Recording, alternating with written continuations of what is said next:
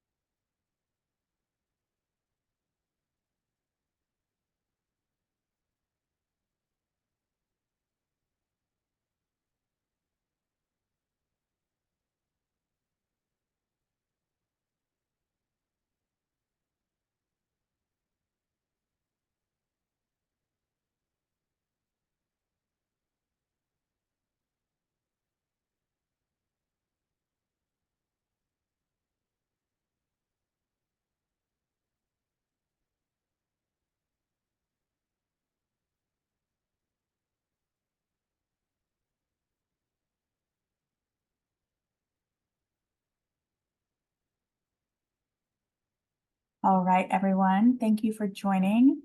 This is the virtual public scoping meeting for the Pinyon Solar Project Environmental Assessment. The time is now 5 p.m. Mountain Standard Time, so we'll go ahead and get started. My name is Ali Yamnitsky, and I will be your moderator for this meeting. Can we go to slide number 3, please? So before we move into opening remarks and introductions by the BLM, I'll begin with a quick overview of our meeting format and provide some tips and tricks for the Zoom tools that we'll be using today. Following the introductions, we'll have a presentation of the proposed project, a question and answer session, or Q&A session, as we may refer to it during the meeting today. And then we'll go ahead and finish with some closing remarks. Next slide, please. So first, I wanted to let everyone know that this meeting is being recorded and it will be available on the project website for those who are unable to attend or who maybe want to watch it back to really get the information. We will be posting that to the e-planning webpage, and we'll go ahead and send a link to that webpage through the Zoom chat down at the bottom of your screen. It will take us a little bit of processing after this meeting concludes to be able to post that. So we do anticipate within a few days that we'll have that posted. Next, participant microphones and cameras have been disabled, and they will be disabled for the duration of today's meeting. We will be accepting questions written today and not verbally. For question and answers, we will be having, like I said, a Q&A session following the presentation. You may go ahead and type your questions into the Q&A box at any time throughout today's presentation, and then we will go ahead and address them during our Q&A session. You can find that Q&A box down at the bottom of your screen along that Zoom toolbar. If you're joining us by computer, you may need to toggle your mouse around for that to pop up. And if you're joining us via Zoom app on a tablet or your cell phone, you may need to press on your phone screen for that to pop up. But that's where you'll be able to submit written questions.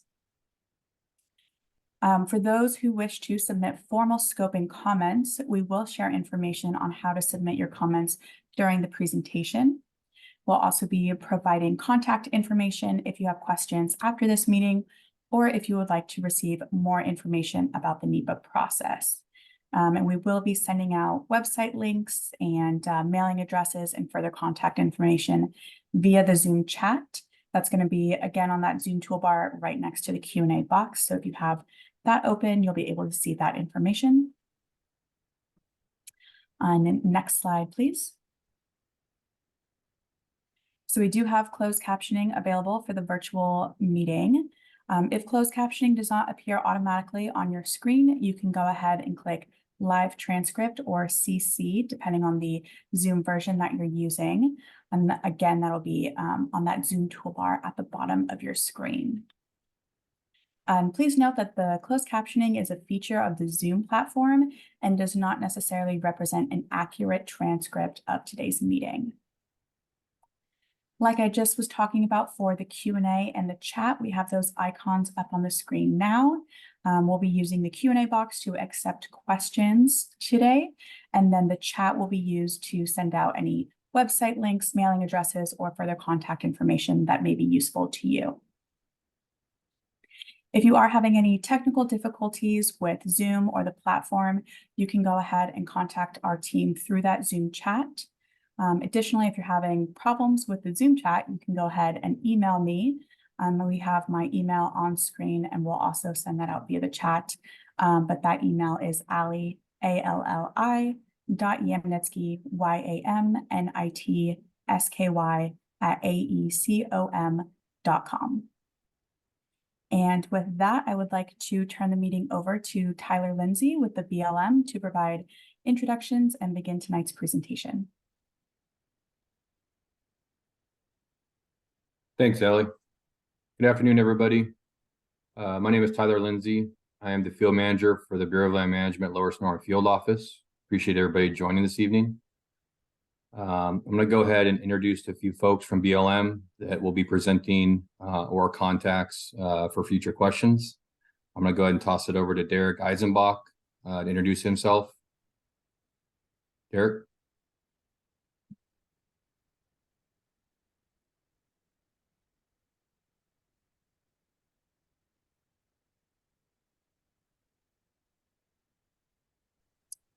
Tyler, it's Selena. I just got notice from Derek that he was having some internet issues, so he may have lost connection. I apologize. Got it. Okay.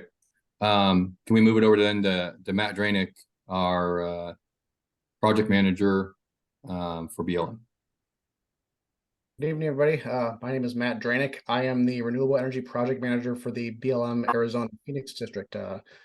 Glad to meet you all, and I am the contact for this project, so if you have any questions, always feel free to reach out to me. Thank you. Thank you, Matt.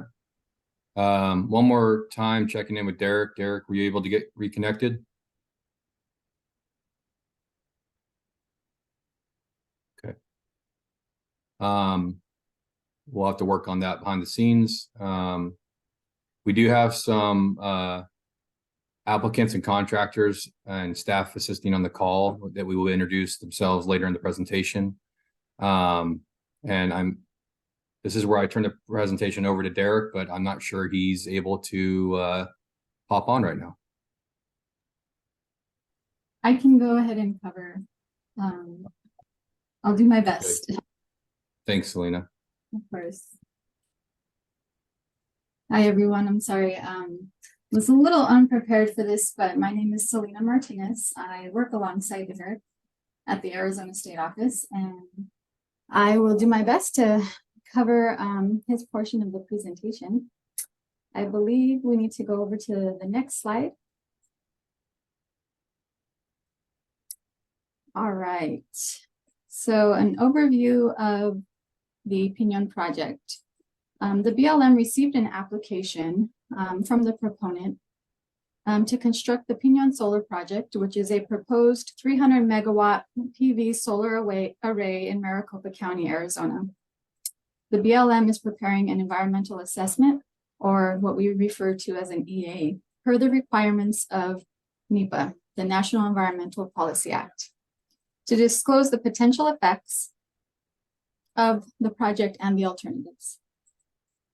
The purpose of today's meeting is to provide the public an opportunity to learn about the proposed project and to ask questions. Public involvement is a critical component of the NEPA process, and we welcome your questions, concerns, and substantive comments. As mentioned, comments must be submitted in writing to be included in the project record. There are a few methods by which you can provide written comments. Instructions on how and where to submit your comments will be described shortly. And I think we do have Derek back on with us. So I'll go ahead and turn it over to him. Thank you, Selena. Sometimes happens, unexpected internet outage, but looks like I'm back on. So thanks for the introduction here on why we're here. Let's go ahead and take it to the next slide. So let's talk a bit about NEPA.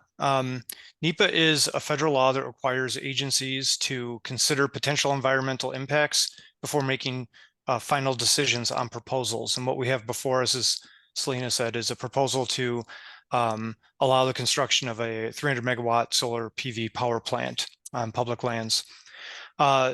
We are complying with NEPA by preparing this environmental assessment, or EA. So that's going to be a term you hear quite a bit. I want to emphasize that NEPA is a public process, and BLM is holding this meeting to ensure that the public understands the permitting process and can provide meaningful input. So I really want to emphasize that this is not done in a vacuum, and scoping is the first instance that we get into public participation. Next slide, please. So speaking of public participation, these are the ways that you can participate at this moment in time.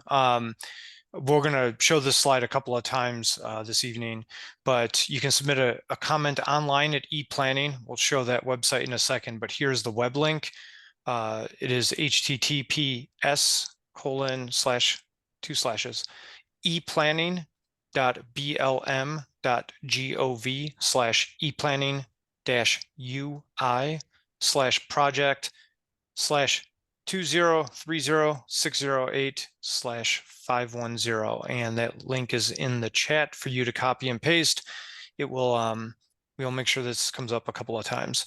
You can also send electronic comment via email. That is to blm_az_. pdo_solar@blm.gov. And you can also mail written comments to the Lower Sonoran Field Office, and we have the address up here for that. There's a QR code. If you have your mobile device handy, you can scan that QR code, and that will take you straight to the project website on ePlanning, and all this information, as well as this presentation, will be on ePlanning as well. And that's going to be where you check in throughout the duration of this process to see where we are at in terms of our studies, and check in on opportunities to provide more comment. Next slide, please. So here is a screenshot of ePlanning. We won't walk through it. It works like a fairly typical website, but when you get to that website, it'll say Pinyon Solar. You're going to see a map here on the right-hand side. That's going to be the outline, and you can zoom out on that or zoom in on that. That's going to be the project location. There'll be a brief project description. There'll be some news on there. You can see, where we are at. We're in public scoping period right now. Critical dates. And if you go over to the left, you'll see that green highlighted participate now. When you click on that, it will take you to a place where you can type in comments. So that's what we got. Next slide, please. All right. So I also want to point out that in addition to NEPA, this is also a moment to remind the public about segregation opportunity, or an opportunity to segregate the land that BLM has already undertaken. So regulations at 43 CFR 2804.25 paragraph F allow the BLM to segregate public lands included in an application for a right-of-way for solar energy development from the operation of the public land laws, including the mining law, by publication of a Federal Register notice. The segregation of the lands will not exceed 2 years from the date of publication, although it can be extended with the publication of a new notice for an additional 2 years. We segregated these lands on December 8th, 2022. And as we approach December, depending on where we are at in our decision-making process, we may make a decision to publish another notice of segregation if necessary. What this basically means is the land is closed to mineral entry. So we are not accepting claims on the land right now or other applications for other rights of ways. This is the exclusive applications being considered right now. So I just want to make sure people are aware of that. Next slide, please. Timeline here. So let me talk about timeline a bit. Actually, I sort of want to step back a bit in the timeline to inform people of just how we got here. We operate currently under a set of rules that's called the solar variance process. This is part of our land use planning process. And when we receive an application, we go through some initial outreach with stakeholders and members of the public. And we've held a meeting on this before. It was much more of a conceptual project at that point. And that was back in 2022. That project was given clearance by BLM's director to move forward into NEPA, and spent basically all of 2023 planning for NEPA where we are at right now. After that solar variance was received in 2022, we did that mineral segregation at the end to allow this project to basically come together without interference and put together a proposal that we could actually take into NEPA and make a decision on the project. So I want to emphasize that although some things are done, no decision has been made yet. Here is the EA timeline, though, from where we are in NEPA, kind of starting today. So we are in a 30-day scoping period. Public scoping is a chance for the public to talk about issues and alternatives that they believe need to be addressed in our environmental assessment. We're having this virtual scoping meeting tonight. There'll be a scoping meeting live in person at the Maricopa Public Library on Thursday. That will be in person. So most of us will be there, and you can talk with us live there as well. Also register comments there. At the conclusion of scoping, that's going to be open until February 29th. So there'll be 30 days for an opportunity for you or friends, colleagues, neighbors to submit comments to us, as well as, we'll get comments from other stakeholders in Maricopa County and in Arizona submitting some comments. But that'll be your opportunity to kind of tell BLM what you think are important issues that need to be studied right now. And we will regroup after that. We'll look at alternatives. We have a proposed action in right now, but we'll be looking at alternatives to that proposed action and shaping the environmental assessment throughout the summer of 2024. Probably late in the summer of 2024, we'll have a draft environmental analysis ready to go. And that will be a chance for the public to take a look at what we've produced and provide feedback on that. If we missed anything, if you feel the information's insufficient, we'll take another look at it, and we'll probably have a public scoping meeting at that point too, or a public comment meeting at that point, just so people can understand what we've produced and make sense of the kind of issues that we examined.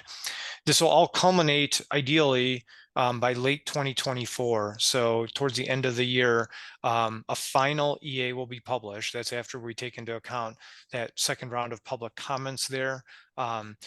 We will see if we can reach a finding of no significant impact, and then publish a decision record as to whether or not to approve the proposed action, and if so, under what conditions.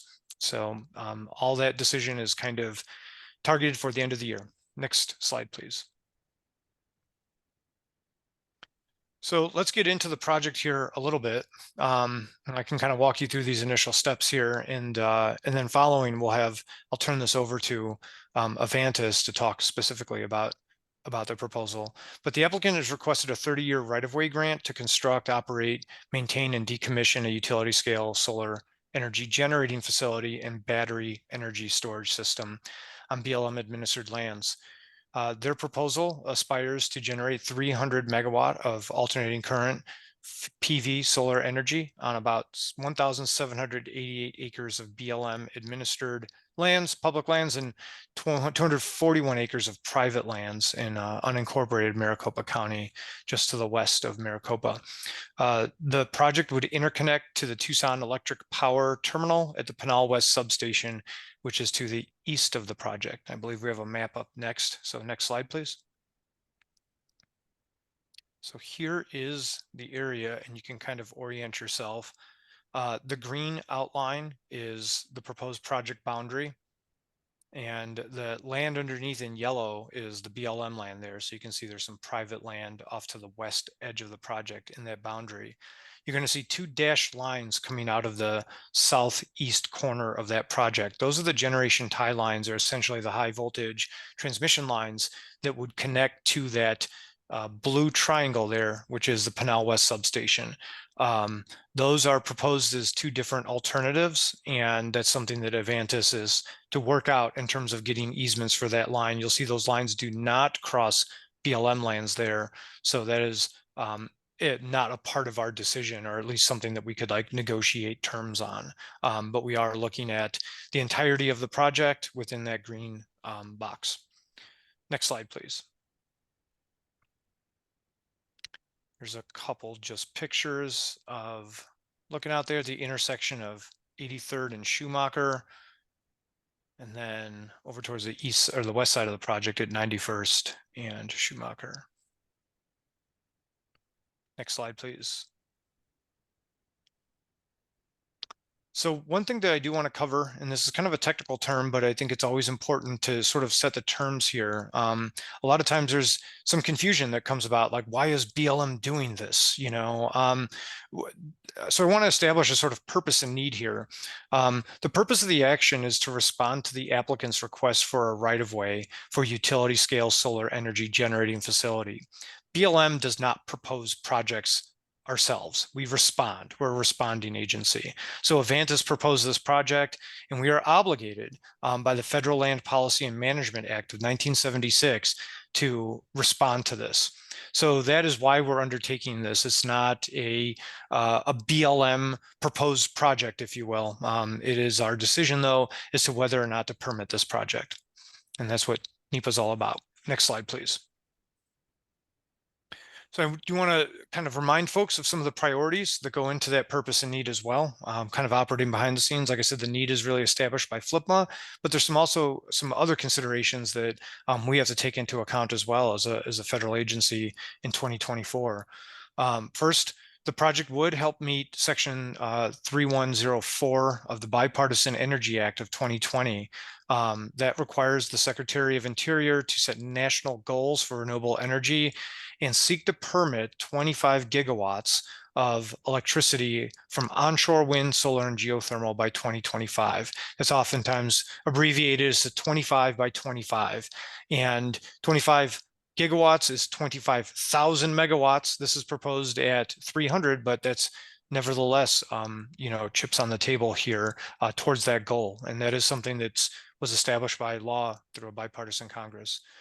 Additionally, as directed by President Biden's Executive Order 14008, tackling the climate crisis at home and abroad, the Interior Department is working with other federal agencies to increase renewable energy production, and including a commitment to look for 30 gigawatts of offshore wind by 2030, 15 of offshore wind by 2035. And there's that 25 by 25, again, reiterated by the president, set by law previously in 2020. And then while evaluating renewable energy projects, I don't want to make this sound like it's all renewable energy all the time around here. We are a multiple use agency, and we have to adhere to our multiple use sustained yield mission outlined in the Federal Land Policy and Management Act, or FLPMA. And we have to conduct an environmental analysis in line with NEPA. And so, despite other laws or executive policy, we are still subject to FLPMA, and that means that our environmental analysis required by NEPA is going to consider the impacts on other land uses in that area and compare those. So that's what we're operating under for priorities. Next slide, please. Just a quick sample here of some other permits and authorizations. I bring this up for two things. One, to kind of inform everyone here that we're not the sole permitting agency, and there are other experts involved as cooperators on this who will share their expertise for NEPA as an agency that either has jurisdiction or special expertise. But these may also have opportunities for additional public participation. This project needs multiple permits. We are the ones that would allow it on BLM lands, but there are resources that are governed under other jurisdictional authorities. So just a sample here, there will be consultation under Section 7 of the Endangered Species Act with the Fish and Wildlife Service. I don't believe we've made a decision on the level of consultation on Section 7, but that process will be running concurrent with NEPA. The U.S. Army Corps of Engineers will have to make a determination on the Section 404 of the Clean Water Act permit. The Federal Aviation Administration will render a decision on determination of no hazard for FAA operations. At the state level, you have the ACC, or the Arizona Corporation Commission.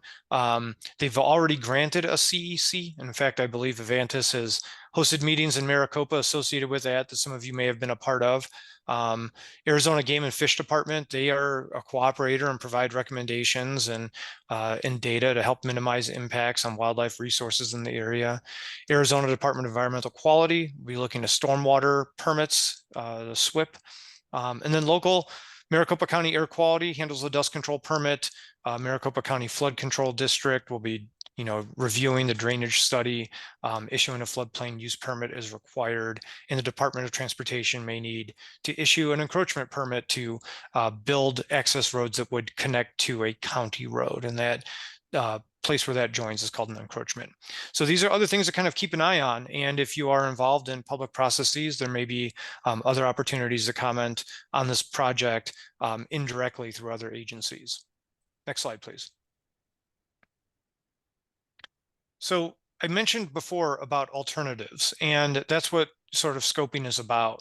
I said we're a responsive agency, so that means that an action is proposed to us, and that was this proposed action I talked about earlier, the 1,788 acres of BLM land, 241 acres of private land, proposed to generate 300 megawatts of AC energy. So that's what was proposed to us. That does not necessarily mean that that is the outcome of NEPA.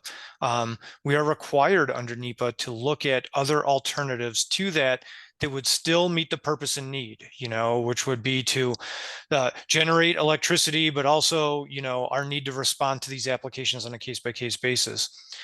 So the outcome of NEPA is to try to find these alternatives and compare them and inform our decision maker, about the differences between these alternatives and yield an informed decision. So with that, we've preliminary discussed an access alternative. We showed those pictures before of the intersection of 83rd and Schumacher, and we know that there's routes within the project area that are used by public land users to access different areas, both to the east, the west, the north, and the south of the project area. So this project, as is required by other regulations, would need to be fenced off. That access through 83rd and Schumacher would be closed as the project is proposed right now. So we are looking at an access alternative in looking for insights and help on how routes could be or may not be able to be rerouted around to still provide north, south, east, and west access around the site should this be permitted. So that's one alternative to look at, and that's something that BLM will work on constructing. And then, of course, with NEPA, there's always a no action alternative. That is, we compare the proposed alternative as well as other action alternatives to the baseline, which is just saying no and denying the application outright. So that is in there as well. So we are preliminarily starting with three: one proposed action, a conceptual access alternative that we're seeking input on right now, a no action alternative, and then there may be other alternatives as well that kind of coalesce around resource uses.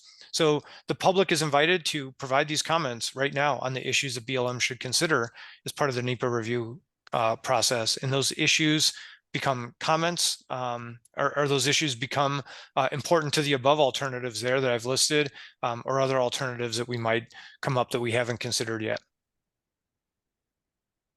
Next slide, please. And so with this, I am going to turn it over to Dave at Avantis to talk a bit about the actual proposed action and carry us through what they've given us. Great. Thanks, Derek, and good evening, everyone. My name is Dave Lundgren. I'm the Senior Permitting Director for Avantis, and I'm the lead on the Pinyon Solar project. As already described, we're proposing to construct, operate, and maintain, and eventually decommission an up to 300 megawatt photovoltaic solar energy and battery storage project, which is located primarily on BLM lands in Maricopa County.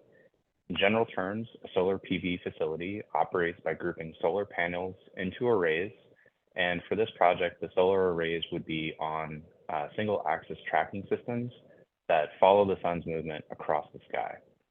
Direct current electricity is collected from the arrays and then fed into inverters that convert the direct current electricity into alternating current electricity. The electricity is then sent via collection lines to a combining switchgear in a project substation, and then it travels to the regional grid. For this project, we're also proposing a battery storage system that would be located next to the project substation. These are located in the southeast corner of this figure, depicted by the kind of pinkish red box. And the battery storage systems store energy collected from the PV facility and then deliver that energy at times the PV facility is not generating, generally from sunset to sunrise. Next slide, please. This figure represents a preliminary and conceptual layout of the project under the proposed action. As shown on the figure, the arrays represented by the gray blocks would cover most of the site with collection lines connecting the arrays. The arrays are configured to avoid the Zone A floodplains, which you notice that large gap kind of in the center of the project area and then also to the west. And those floodplains are represented by the cross-hatching on the figure. Next slide, please. As discussed, we're also looking at an access alternative, and access through the project area here is a known concern for residents. This came up during the preliminary meetings we held for the ACC process last summer. An alternative is being developed that would maintain east-west access across the site by leaving West Schumacher Lane open. We're also evaluating two potential alternatives for maintaining north-south access, and these are shown on the figure. One is to the east, kind of following along that stair step, and then another is from the north to the west, and then coming down 91st. Let's see. Then one option would round traffic, like I said, around the northwest side of the project, and the other would follow the eastern side.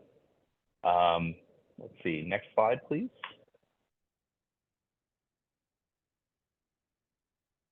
Okay. So under any alternative, the pre-construction phase includes performing baseline studies and surveys to characterize the existing environment. This information is used to inform the site design and design features that are needed to minimize effects on the human and natural environment. Biological and cultural surveys and water resources related studies have already been completed, while air, visual, and traffic studies are currently being prepared. Site engineering and geotechnical surveys and site design, along with permitting, is also being completed. Construction of the facility will take between 12 and 18 months. At the start of the construction, the project site would be fenced to prevent access as it is a safety concern. Vegetation and permanent disturbance areas would be removed, while native vegetation in other areas would be maintained to the extent practicable. Permanent disturbance areas would include access roads, the substation and battery storage site, and inverter and O&M building foundations. Following vegetation clearance, site improvements would be developed, followed by installation of the solar arrays and development of the electrical collection and gen-tie equipment. Temporary disturbance areas would then be reclaimed before electrification commences, and we're anticipating an average of 400 workers per day with upwards of 500 workers at peak construction period. Next slide, please. The facility would plan to operate for a 30-year or more useful life. Operational activities would consist mainly of panel washing, vegetation and weed management, environmental monitoring, and maintenance. Major equipment and maintenance would be performed approximately every 10 to 15 years. The site would be fully restricted from unauthorized access per federal security regulations, with an anticipated workforce of up to 5 employees. The decommissioning of the project would occur following the useful life of the facility. The existing infrastructure, equipment, and facilities would be removed, and disturbed areas would be returned to their natural contours. Access roads would be blocked or fenced as requested by the BLM. Roads, gates, fences, and cattle guards would be replaced if damaged. Existing roads would be left in equal or better condition than before the project. A decommissioning plan would be developed and finalized before decommissioning activities would commence, and all decommissioning of transmission structures, electrical devices, equipment, and wiring and cable would be in accordance with local, state, and federal laws. Slide, please. Thank you. The overall construction period is estimated to be approximately 12 to 18 months, with a desired in-service date of 2026. In general, we're going to be looking at pre-construction activities such as studies, surveys, engineering, and permitting would continue from now through the beginning of 2025. Site preparation and construction would occur between 2025 and 2026, and the start of operations is anticipated in 2026. I'll now turn the presentation over to Amy Cordell, the contractor preparing the EA, to review the environmental resources at the site. Thank you. Thanks, Dave. My name is Amy Cordell. I am with AECOM, and like Dave said, we are the consulting firm that is going to be preparing the NEPA document. Next slide, please.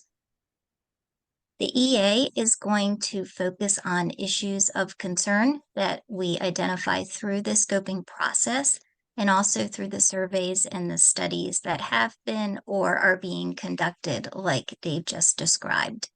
Public input on the project was also solicited, as Derek said, during the BLM's variance process in 2022, and also during the ACC hearings on the proposed gen-tie line last summer.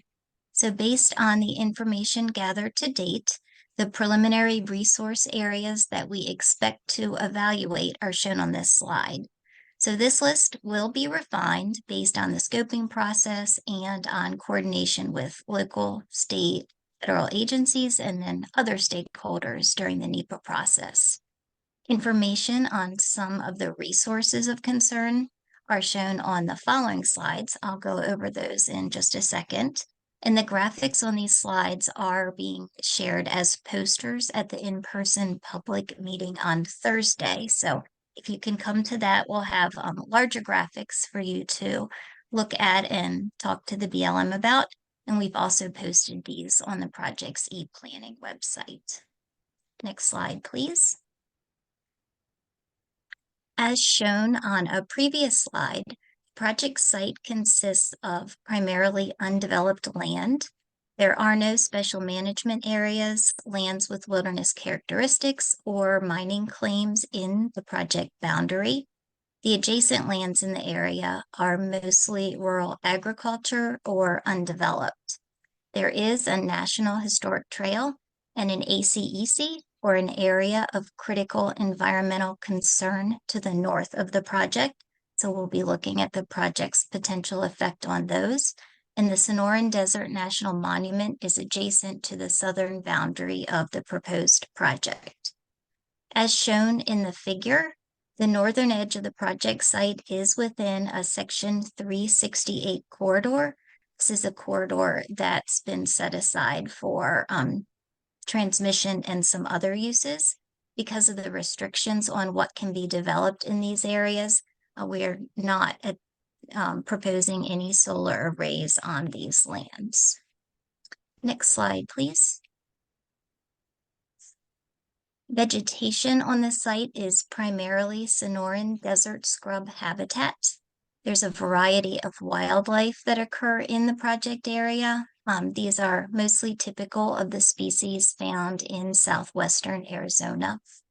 There are 4 federally listed species with distributions close to the project site. These include Sonoran pronghorn, California least-tern, pygmy owl, and western yellow-billed cuckoo. Based on the biological work we've done so far, none of these species are expected to occur on the project site for the reasons that are listed on this slide. The project site and the preferred Genti route, that's that green route over to the Pinal Substation, contain low-quality habitat for desert tortoise. And as shown on the slide, there's one GIS modeled corridor that does cross the project site, and the applicant has committed to avoiding floodplain areas to provide for wildlife movement through the site. Next slide, please. BLM administered lands within the project site are managed as Visual Resource Management, or VRM Class 3. VRM Class 3 allows for a moderate level of change to the landscape. Visual simulations have been performed for the solar facility. Most of these show limited visibility from elevated areas due to the distance from the site, with one exception, views from Booth Hills, which is the simulation shown on this slide. Next slide, please. As shown on this figure, the project site contains routes that are designated as open for public or administrative OHV use. That is something we'll be looking at. And Derek and Dave both talked about this. Access has been identified as an issue of concern, mainly related to the need to maintain access through the valley. So, as discussed already, we are soliciting feedback on alternatives that would provide for continued access in the area. So this may include allowing access on main routes through the site or alternate access where routes would be closed. Next slide. The preliminary list of issues that will be evaluated in the EA are shown on this slide. These include effects on wildlife from vegetation removal, ground disturbance, and the presence of the facility on the landscape, effects on air quality during construction, changes in land use, access, and recreation, reductions in authorized grazing, visual or scenic impacts, potential for disturbance of cultural resources, potential for Native American concerns, and social and economic effects. So this is just a preliminary list of issues, and it will be refined based in part on your input and the input we received during the scoping process. Next slide. Design features and best management practices are measures implemented to reduce the effects of actions on BLM lands. So the applicant will be developing a number of plans that will incorporate design features and BMPs, as well as any other measures that we develop during this NEPA process to minimize potential impacts. These will all become part of the project requirements in the BLM's final decision and notice to proceed should they choose to grant the right-of-way. An overview of the plans that are anticipated to be prepared are listed here. And I won't go ahead and read all of those, but the measures will be incorporated into each of these plans. So I will go next slide, please. And at this point, we are going to go ahead and move into our question and answer session. I'm going to turn the meeting back over to Allie, and she will facilitate this part of the meeting. And then following the Q&A session, we'll review how to submit comments again, and then the types of comments that are most helpful to the BLM in developing the EA. Allie? Thanks, Amy. Can we go to the next slide, please? Thank you. So once again, everyone, my name is Allie Yamnitsky. I am also part of the contracting team and will be the moderator for our question and answer session here. I'm going to review the instructions for submitting questions, and then we'll go ahead and get started. So on screen now, you can see just exactly how that Q&A button is going to work. Again, you can find that Q&A button at the bottom of your Zoom screen along that toolbar. And if you're joining us by computer, you may need to toggle your mouse around to get that toolbar to pop up. And if you're joining us by the Zoom app on a tablet or a cell phone, you may need to tap on the screen to get that toolbar to show up. We do ask that you submit your question only once, and we do have those questions that were submitted during registration as well, so there's no need to resubmit those. We also ask that you not use the chat box to submit questions, but rather just that Q&A box, as that will help us ensure that we're able to answer every question today. I'll go ahead and read each question aloud and then call on either the BLM, the applicant, or our contractor staff to go ahead and answer your question. And with that, I think we'll go ahead and get started. Again, we'll begin with those questions that were submitted with registration for this meeting, and then we'll go ahead and begin answering any questions that have been submitted live during today's presentation. We'll leave these instructions on screen so that you have that visual reminder if you forget how to submit a question. So our first pre-registered question today is, can you reduce the number of AUMs authorized on nearby or adjacent allotments to offset the impacts of this project? And we will hear from Chris Bauman for the answer on that.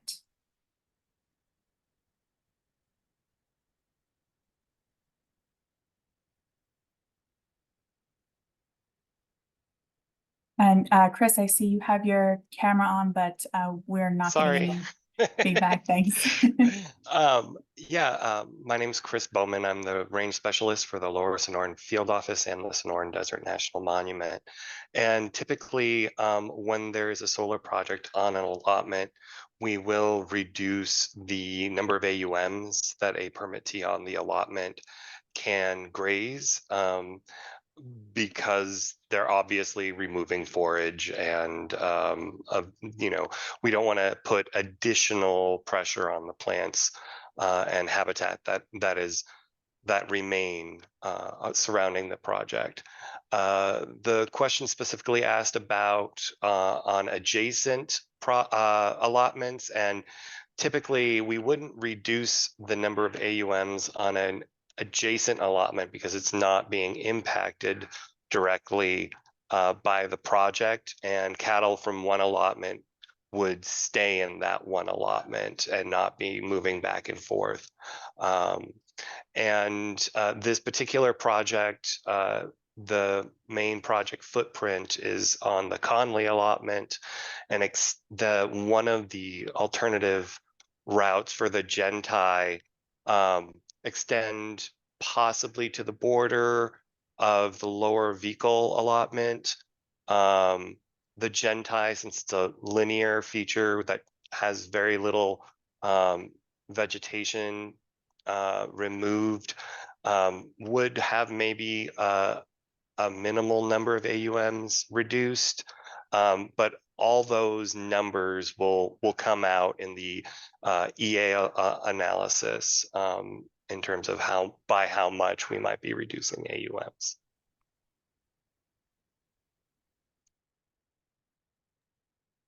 Great, thanks, Chris. We'll go ahead and go on to our second pre-registered question, which is, this is more of a statement than a question, but how can this be stopped? Or how can this area be avoided? And we will hear from Derek for the answer on that.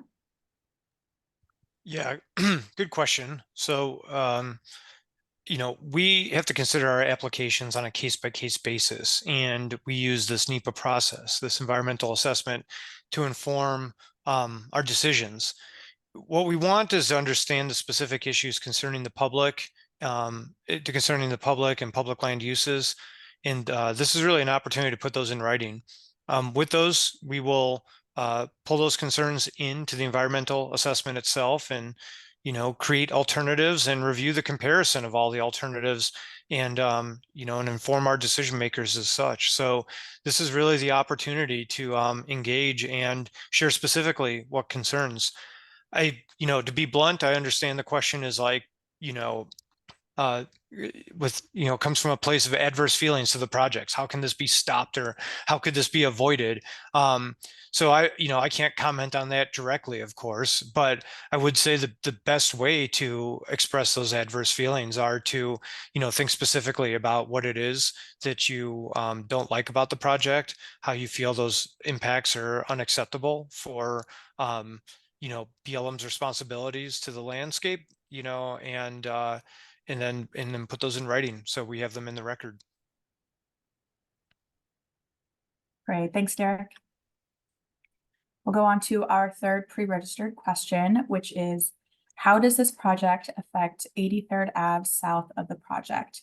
And we'll hear from David with Avantis for that answer. Thanks, Allie. If you wouldn't mind pulling up slide 22 from the presentation, that would be great. The access alternatives have been discussed as we've gone through, and just wanted to put the visual back up here that we are looking at a couple different alternatives. One is to the kind of north and west, and then coming south to meet Schumacher, which is up in, to the west of 83rd. And then the other alternative is this orange line, which follows the eastern boundary of the project down to Schumacher, and then straight down, and then going to the west below the project substation and battery energy storage system site.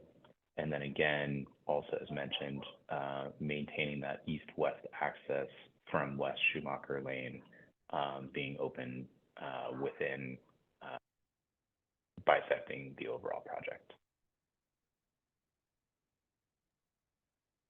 Thanks, David. If we could take our slides back to the Q&A instruction slide, that would be great. Thank you. So that is the end of our pre-registered questions. And so far, we have not received any questions through our Q&A box or even through the chat. So I do want to take a pause here and just allow anyone who maybe does have any additional questions for the applicant, for the BLM, or for us as the contracting team to go ahead and submit questions through that Q&A box. We'll give it a few minutes here. If we don't have any questions that come in, I know we do have some more information about commenting and all of that we want to provide to everyone. So we do have about 40 minutes left in our meeting time. So if we don't get any questions in, we'll go ahead and hear from Amy on the how to comment and any further additional information we may have. But I do want to note that we will have the webinar open up until that 6:30 p.m. Mountain Time timeframe, and to answer any additional questions that may come in. So it's not your last opportunity to ask a question, but if you would like to, please go ahead and click on that Q&A box and submit a question. Like I said, we'll take a minute here or so to see if we get any further questions in, and then if not, we'll continue on with the rest of our presentation.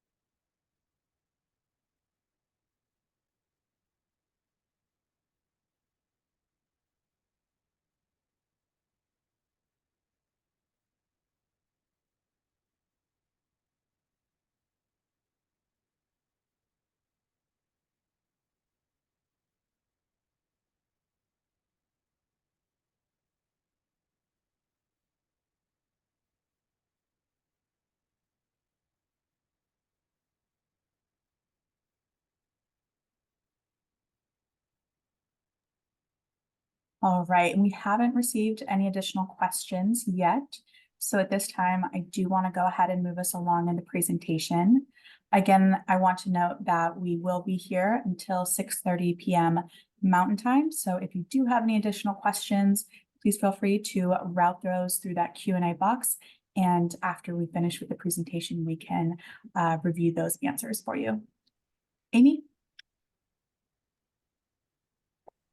Thanks, Allie. I'm not sure if this was added to the chat yet or not, but this PowerPoint and a transcript of the call will be available on ePlanning for folks to share with their friends or to review at a later time. So can we go to, I think, the next slide? Yes, thank you. So let's go over one more time how to submit comments. So once again, the methods of submitting comments are shown here. Comments may be submitted in writing through any of the following three means.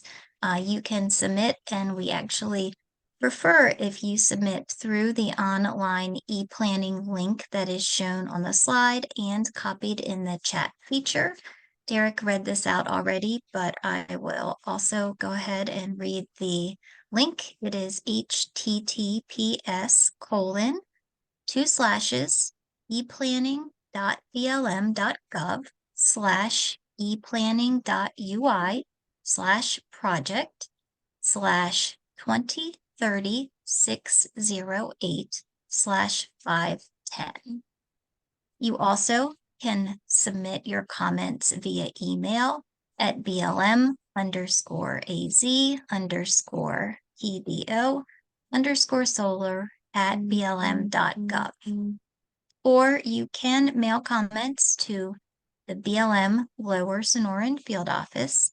Attention, Pinyon Solar Project EA Public Scoping Comment. That's at 2020 East Bell Road, Phoenix, Arizona, 85022. So written comments should be provided by February 29th to be fully considered in the development of the EA. However, the BLM always welcomes your input throughout this entire NEPA process. Next slide. This slide shows what the BLM is looking for as pertaining to comments. So comments that are most helpful in shaping the development of the EA. So the BLM does welcome any and all input during this process. The input that is most helpful includes input that raises issues the BLM has not identified. So back on that preliminary issue slide, if there was something you were concerned about and didn't see, that would be a good thing to comment on. Provides information to aid in the development of alternatives, or provides information to consider for impacts of the proposed action and alternatives.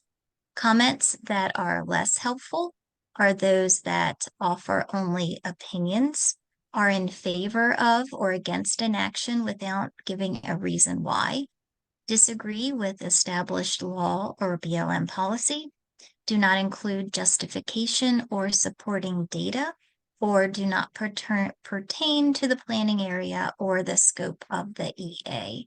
So in particular, we do want to hear from you about what issues you think need to be addressed in the draft EA, and that will help us in formulating our alternatives and also doing our analysis. Next slide, please.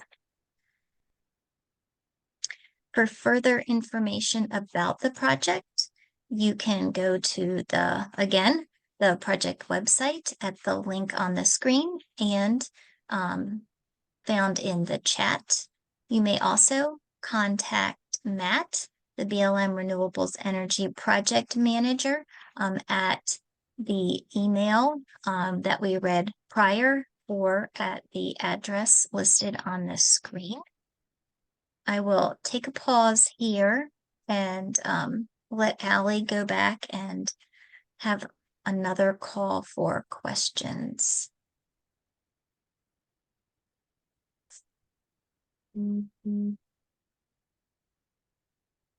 Thanks, Amy. Yep, we did get a few questions in as we were reviewing those last slides. So we're currently working to develop the answers and gather the information for those answers. So we do appreciate your patience with us as we work to gather everything there for you. All right, so it looks like we do have one question ready here. So this first question is, what is the cost that the Bureau of Land Management is getting for this project? And we'll hear from Derek for that answer. Yeah, hi, good question. It's a question that doesn't get asked a whole lot, and I'm glad to hear it. BLM does collect rent for rights-of-ways out there. This rent would fall under our solar energy rent schedule, which is a bit in flux right now. It was a set schedule about a year and a half, 2 years ago. That schedule was revised, and proposed new rent schedule has been published, but not finalized yet. We expect that final rule to come out sometime in the next few months. So I can't really give a good answer because, for one, we don't know if this project will be approved and what it might look like if it were to be approved. And secondly, we're not sure what the rent schedule is going to be. One thing about the rent schedule is that rents have generally been coming down as part of Congress and the president's effort to promote renewable energy on public lands. Still pretty substantial if you're a private citizen to see some of the numbers that are behind it. But rent typically includes a per acre fee for rent, if you will, kind of ground rent, plus proposed megawatt capacity fee, which would be sort of like a royalty on using the sunlight that hits that land, if you will, much like there's royalties paid on oil and gas. What I can assure you that we can do is include that in the EA if it's available. We do economic analysis, and we can definitely include in that economic analysis what the direct revenue that would be collected by the Treasury would be from where it stands right now to where it might be should this project or any of those alternatives be approved. So thanks for the question. Hope I answered it. Thanks, Derek. All right, our next question is, will private landowners be able to have electricity installed in their properties? And we'll hear from David with Avantis for that answer. Great, thank you.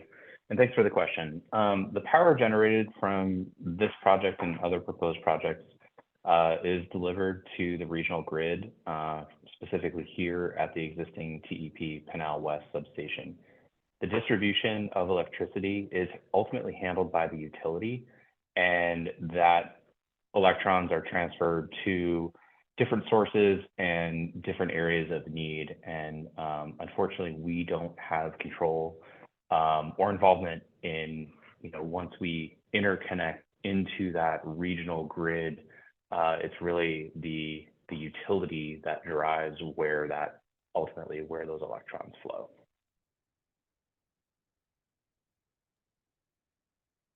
Thanks, David.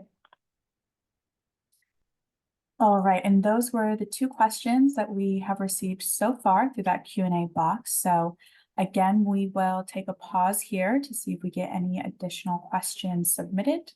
We do have a little less than half an hour remaining in our meeting time today. So we do encourage you to submit any questions that you may have for the BLM, the applicant Avantis, or AECOM, the contracting team.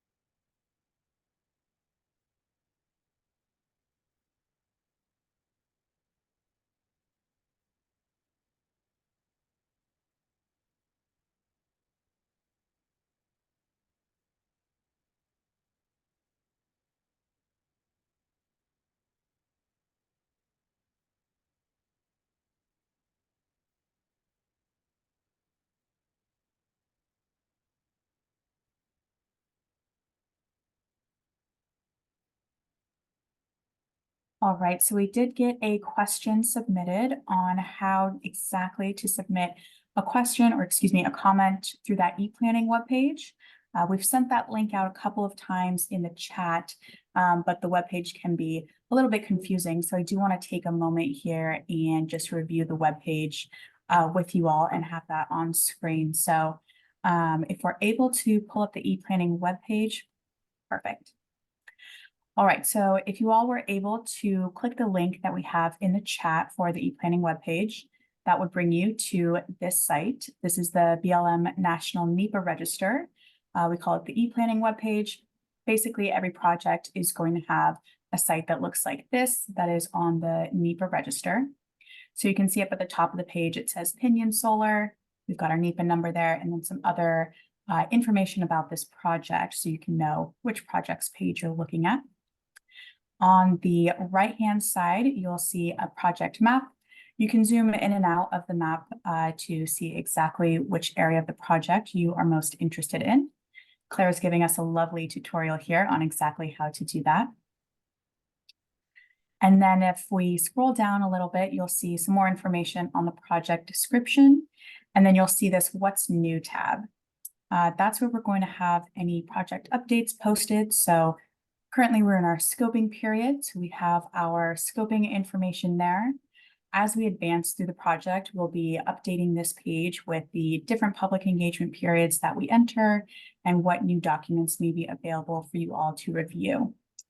So you'll see we have our virtual meeting information and the registration link there for this meeting. And then we've also got some information for those upcoming in-person meetings later on this week. We've got Matt and Tyler's contact information there as well on the left side. I think we've sent that out a couple times today as well. But again, if you do have any follow-up questions or otherwise, please feel free to contact them. And then if we scroll up to the top again, perfect. On the left-hand side, you'll see there's 3 tabs. So right now we're on the Home tab. We have the Documents tab.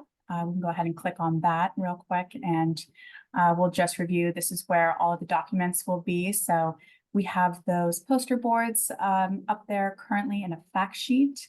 And then this is also where we'll have some of our post-meeting materials from this virtual meeting posted. So if you go ahead and click on Participate Now over on that left-hand side, exactly, this will pull up the documents that you're able to participate on in terms of commenting. So currently we have this fact sheet available. So if we go ahead and click Participate Now, that's going to take us to the commenting page. So this first tab here will be where you can write your comment out. We do have a 5,000 character limit here, but another great option for adding in supporting evidence or references or anything would be this upload file section. So you can drag and drop files in here or upload additional attachments that would support your comment. And then if we keep scrolling down, this is where we will have you add in some of your contact information. If you go ahead and click, I would like to provide additional contact information. Let's see what that brings up. Perfect. This is where you can add in additional contact information, including an email address or phone number. And then you can also see this is where you can add to the project mailing list, or if you represent a group or organization, you can say so. All right, and then I think we have to add in a little bit of text up there in that comment form, but the next slide would be the preview tab. Perfect. And we'll go down, and now that preview slide is open. Perfect. So this slide will tell you exactly what your comment says, and then we'll have the information that you provided us.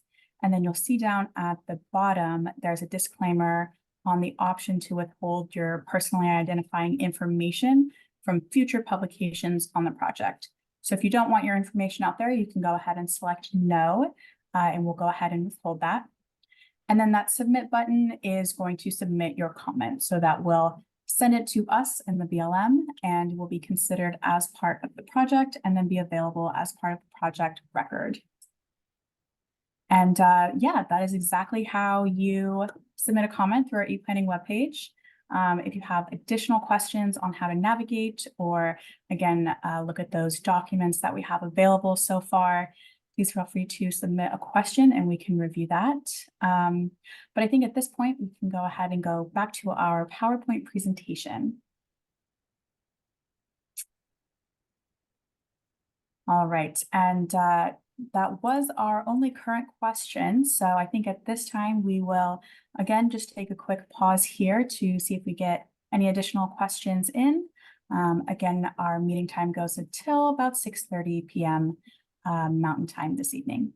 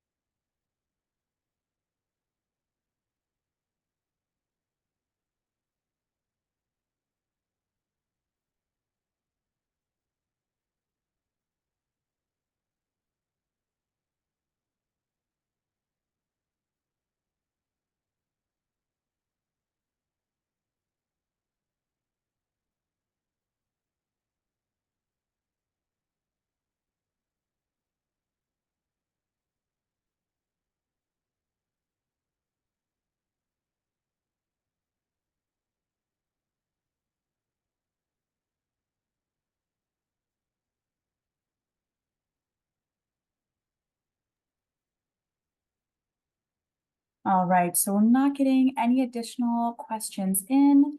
I do want to do a last call for questions. Again, anything you may have questions on about this project for the BLM, the applicant Avantis, or the contracting team AECOM.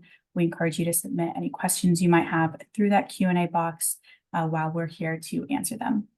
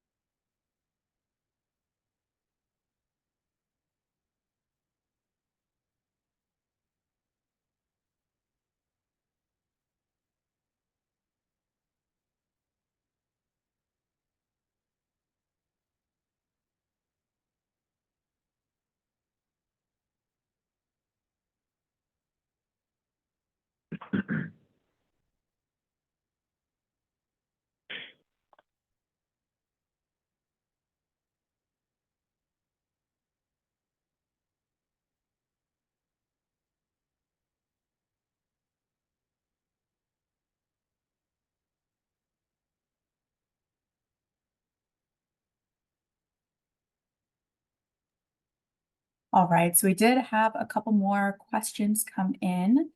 This first question is there a map for existing proposed alternate locations? And we will hear from Amy for that answer.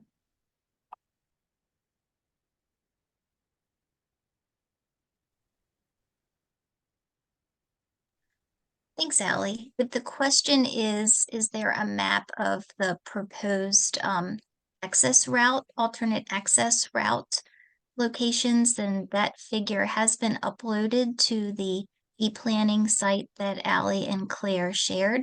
If you go to the documents choice on the left of the screen, there's a section for scoping, and we've uploaded that figure and many of the other figures that we showed tonight on that site.